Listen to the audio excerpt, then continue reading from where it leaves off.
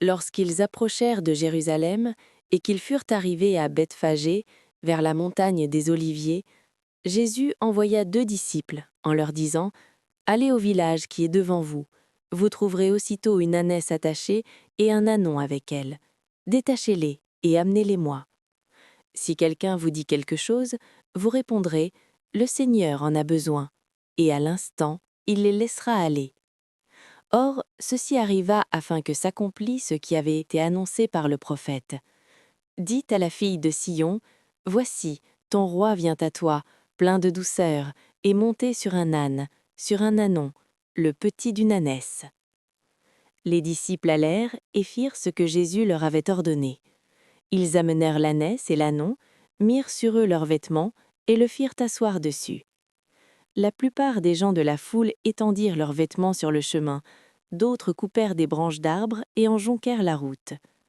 Ceux qui précédaient et ceux qui suivaient Jésus criaient : « Hosanna, au fils de David, béni soit celui qui vient au nom du Seigneur, Hosanna dans les lieux très hauts. » Lorsqu'il entra dans le Jérusalem, toute la ville fut émue, et l'on disait : « Qui est celui-ci » La foule répondit : « C'est Jésus, le prophète, de Nazareth en Galilée. » Jésus entra dans le temple de Dieu.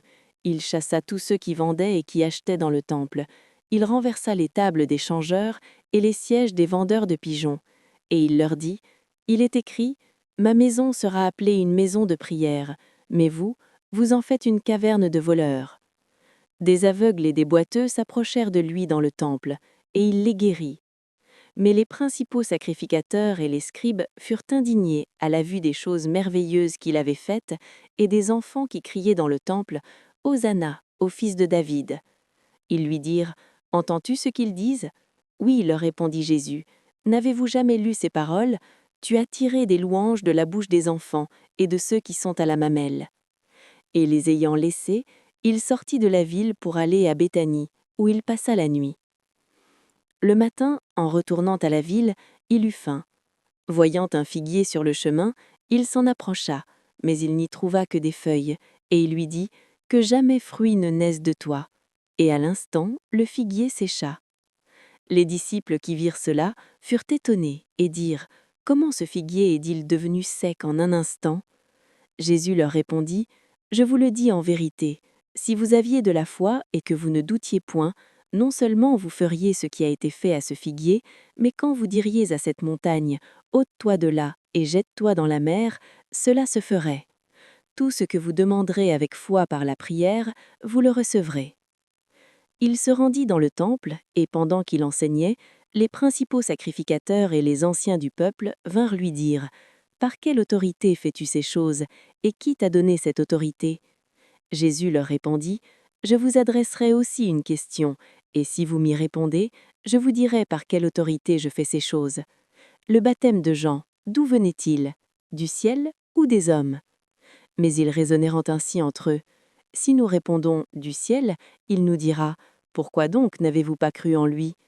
Et si nous répondons « des hommes », nous avons à craindre la foule, car tous tiennent Jean pour un prophète.